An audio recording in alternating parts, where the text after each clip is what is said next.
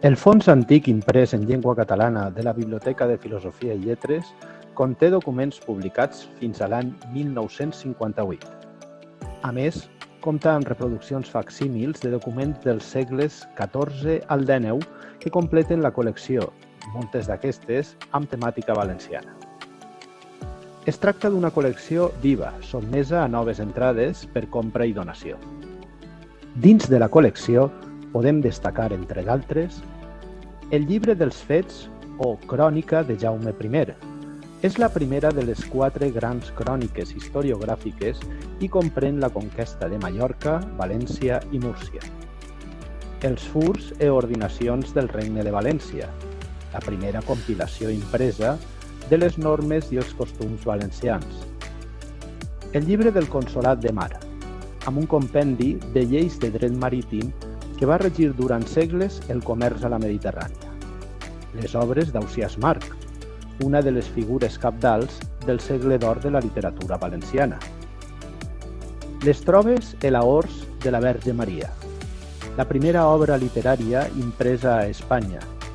Recull les obres presentades a un certamen poètic i conté 40 poemes en valencià. El tirant lo blanc, la primera novel·la escrita en valencià per Joanot Martorell i impresa a València el 20 de novembre del 1490. Aquesta obra, com el Curial de Güelfa, narra les aventures d'un cavaller medieval que s'enfronta als enemics de la cristiandat. L'Espill o llibre de les dones, una obra narrativa en vers amb una forta crítica a les dones escrita pel metge valencià Jaume Roig. La Passió en cobles, una mena d'acte sacramental escrit per Bernat Fenollar. La Vita Christi, obra fonamental en valencià de la religiosa Sor Isabel de Villena que narra la vida de Crist a partir de personatges femenins.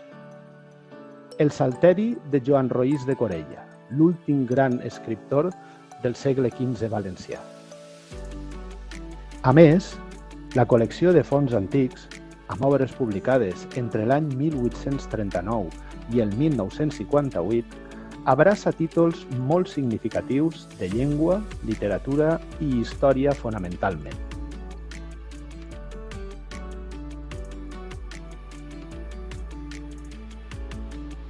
El fons teatral valencià arreplega els sainets o les peces de teatre popular breu valencià dels segles XIX i XX. Aquesta col·lecció reuneix un gran nombre d'edicions originals de l'època i també exemplars manuscrits o mecanografiats, alguns originals i alguns, fins i tot, inèdits.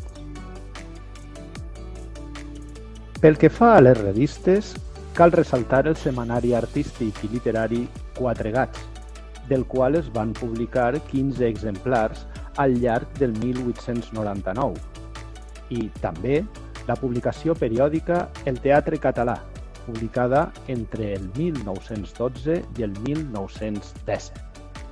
El personal de la Biblioteca de Filosofia i Lletres fa algunes tasques de reparació i restauració de llibres per a assegurar la preservació i la conservació del fons bibliogràfic. La documentació es troba a la disposició de tota la comunitat universitària, com també a l'abast del personal investigador i de les persones visitants interessades a conèixer-la. Tots els documents s'arrepleguen en el catàleg de la biblioteca. És molt fàcil fer-ne la consulta i, de vegades, s'hi ofereix el text digitalitzat. La sala de personal investigador, oberta de dilluns a divendres, de 8:30 del matí a 9 de la nit, és un espai d'investigació en què podreu examinar còmodament els materials amb diversos instruments de treball. Recordeu, feu servir només llapis o dispositius electrònics per a prendre notes. Mai utilitzeu bolígrafs. Col·laboreu amb la biblioteca en la conservació i preservació dels documents antics. La biblioteca permet fer fotografies de documents per a ús individual i no podran ser utilitzades de forma col·lectiva ni amb finalitats lucratives. A més, la biblioteca en farà còpia digital d'acord amb la llei de propietat intel·lectual. Podreu demanar els documents per a la pròxima visita i la biblioteca els posarà a la vostra disposició. Desitgem que conegueu la col·lecció de fons antic català. Animeu-vos a vindre a la biblioteca.